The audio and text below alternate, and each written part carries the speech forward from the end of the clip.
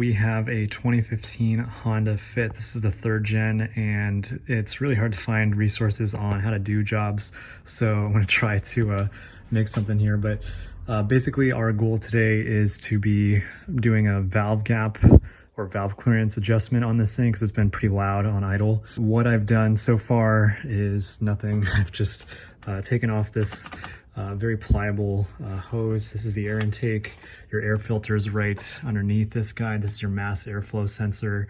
And then this is the throttle body. And then this is the intake runners, and the exhaust is on the other side of this thing in there.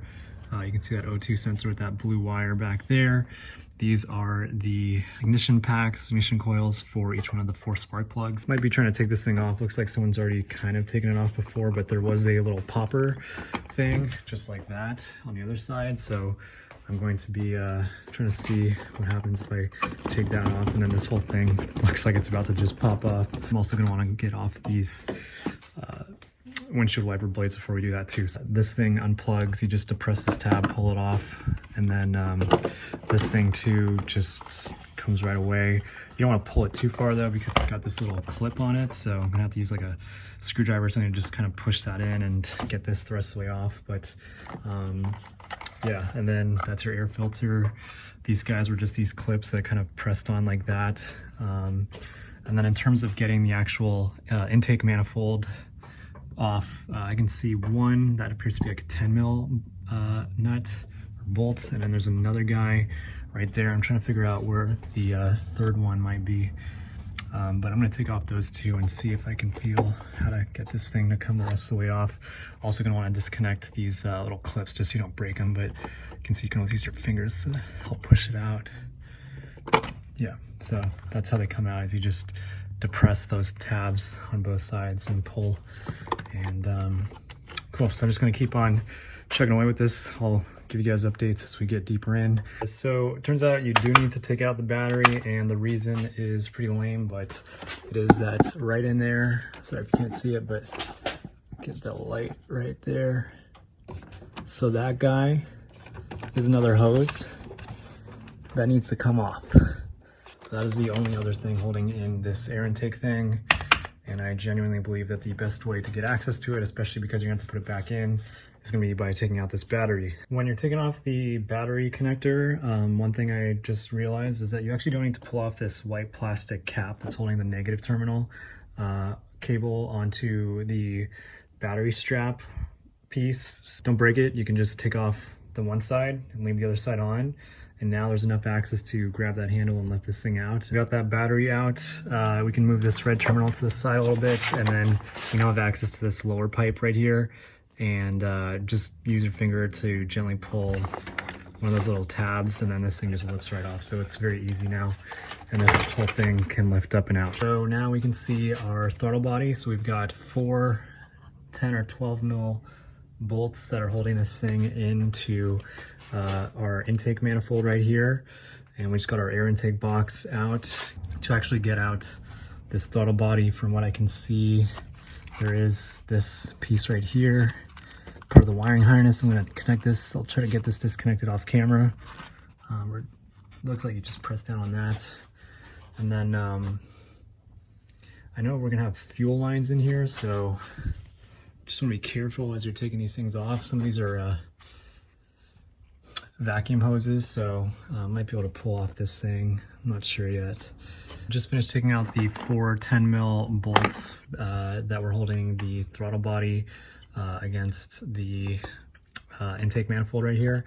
And a mistake I made that hopefully you guys don't is you don't have to take off this hose right here. And there's some kind of liquid in this hose. I don't know, it doesn't smell like gas to me, but I'm not sure what it is.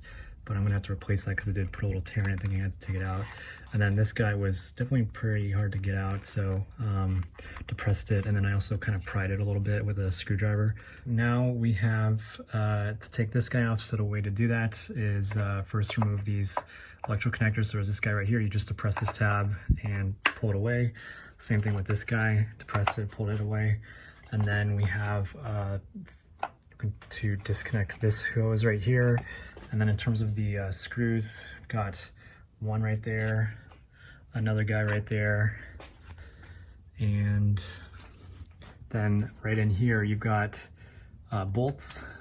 So you've got 1, 2, 3, 4 bolts along the bottom, and then you've got some nuts deep in there. Hopefully that can focus. But yeah, you got nuts right there and there. So after removing this intake hose, which is there right now, and this guy right here, which I tucked away right there, and then removing the 10 mil nut here, and then the 12 mil bolts and nuts down there. I had to loosen up this guy again to get access at that 12 mil. This thing is now free to lift up. One screw I forgot is this little 10 mil right here, because you can't pull this all the way off with this metal bracket here, so I'm gonna have to take this guy off. All right, there's also this little purple clip and a connector right here that need to come off because they are attached to this guy. Finally got it off. It was a huge pain in the ass getting all these little clips off and connectors, but eventually got it all, and the throttle body's still here. And yeah, so now you can get really good access to our coil packs, and we can replace these spark plugs, and we've got our valve cover bolts right here. This feels like it's made out of plastic to me. Looks like there's some screws really deep in there, so probably do need to get this thing all the way off. In order to take off this overall rubber shield thing, I'm gonna call it, I took a flathead and just pried off on the thing right here. So this appears to be like a 14 or a 17 mil nut. So I'm gonna do that on both these. We're gonna take off these windshield wipers, and then pop off that guy, and there's gonna be another one right in here, so we're gonna get that guy. Just took off the popper on this side, and these were two 17 mil bolts that came off, or nuts, and then I tilted the blades up and then just kind of jiggled them a little bit, being really careful, and then they came off away from the car. And so now you're pulling down here and lifting up here while trying to kind of get this guy to clear the windshield. So hopefully this isn't too painful. I just get this thing off. It's really tricky up in the parts where the two wiper motors are. I closed the hood, and then I tried to lift up on this to get this little inner tab here to clear the underside of the windshield. And then once I got this lip here over the windshield, then I opened up the hood again and just kept on slowly jiggling it, and fortunately didn't break anything, and so we managed to get this thing out. So now we can get this other little cover right in here out. Hopefully those are just a couple of 10 mils.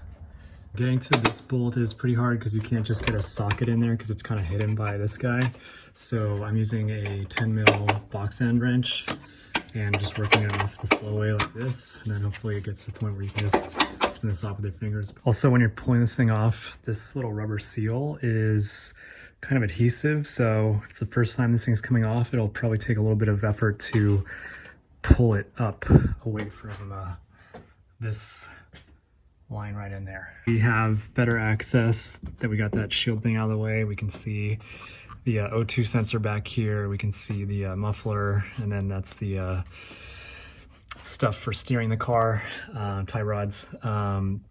So these are the bolts right here that we now have access to. So these are our 10 mils. So we've got 1, 2, 3. There's a guy hiding in there. 4, 5, 6, 7, 8. Okay, so we finally got this thing off, and so in total there were 10 mil bolts holding this thing down. So you've got 1, 2, 3, 4, and then behind this wiring harness there's a 5th one right there, and then you've also got a guy hiding up in that corner, and then 2, 3, 4, and then one on the side right here. The other thing is the wiring harness right here. As you can see, it slips forward. If you push this thing forward, it'll clear that guy. So to put this back in, you'll just be sliding it back the other way. And you do have a little, it's that green clip right there. Had to take that off or just cut it, because otherwise this valve cover wouldn't come off. So you can actually leave the fuel cap, oil cap on, but you do need to take out the dipstick.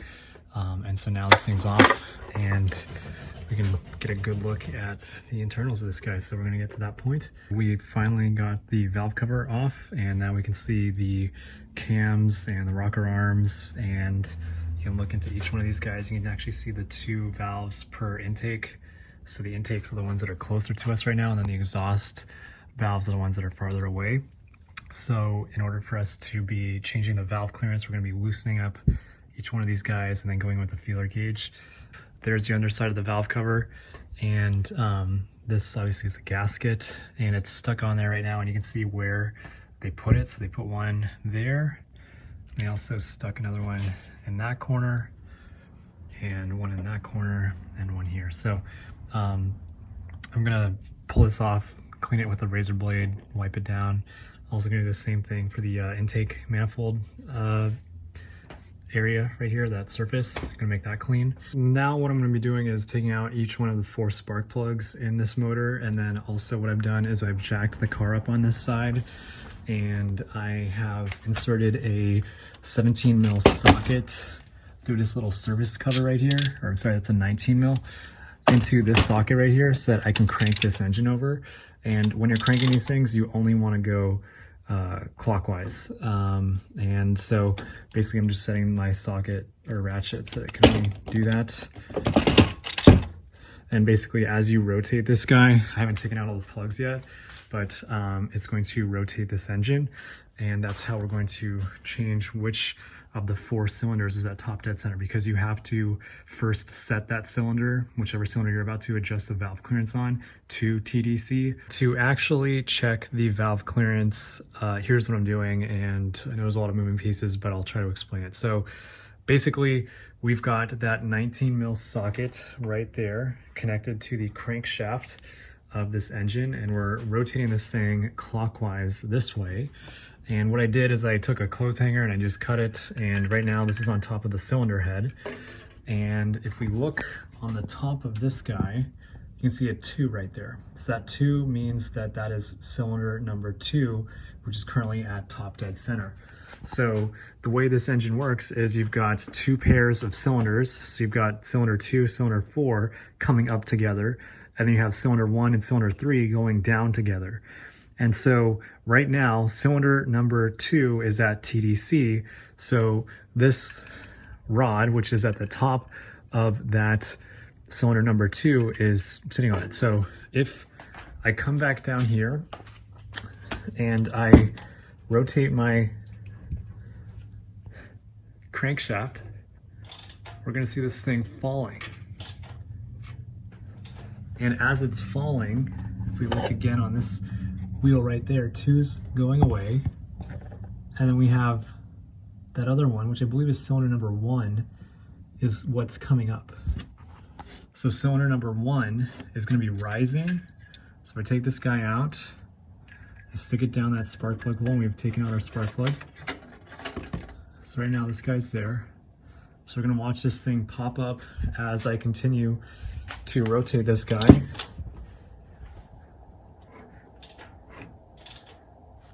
And so basically what I want to know is when this thing gets to top dead center, and you can see it on this guy because the 1, which is right there on the left, is going to get to where 2 was previously. So I'm going to keep on rotating this clockwise, and you can see that there's like this really easy spot right there, but now cylinder 1 is at TDC. So for me to actually adjust the valve clearance, so if I take my fingers right now, you can hear that. These are your intakes, because this was our intake manifold on the front of the engine. And then these are the exhausts right in here on the back of the engine. So what I'm going to be doing is I'm going to first loosen these bolts, or these nuts, sorry, with this guy. And so these are on pretty tight usually, so you want to wear gloves. See if I can do this in one hand. Really dumb, but yeah. Okay, so you got this guy loose. And so while it's loose, you can rotate. If you see that, there's a flathead screwdriver right there in the middle of this thing. So we're rotating both of these things. So what I'm going to do is I'm shooting for between 6 thousandths and 8 thousandths of an inch on my intakes, and then between 10 thousand and 12 thousandths of an inch on my exhaust valves. So I'm going to go here and I'm going to grab the one I have for 8 thousandths of an inch, just like that. We've got our one that's, this is 6, sorry, 8 is right here. And so if you hear that little, so right now that's an insanely big amount of play to have in this thing. So I'm going to take this 8 thousandths of an inch and I'm going to stick it under it right there. So you can see how loosely this is right now. It's just bad. I'm going to take my flathead screwdriver, and you see how the nut rotates with the flathead right now. You don't want that, so it's hard to do this with one hand, but basically I'm going to hold this and rotate this guy. So basically we're decreasing the amount of valve clearance right now by rotating this thing counterclockwise. And then I feel it kind of give me some pushback right there at 8. This is all very delicate stuff. You do it by hand. I don't recommend wearing gloves. But now you can see that this thing is stuck in there. So I'm going to loosen this up a little bit. You can see how it slides just barely. So that's what we want. And now I'm going to, by hand, just tighten down this nut. And then you're going to take the 10 mil ratchet. We're going to torque this guy down.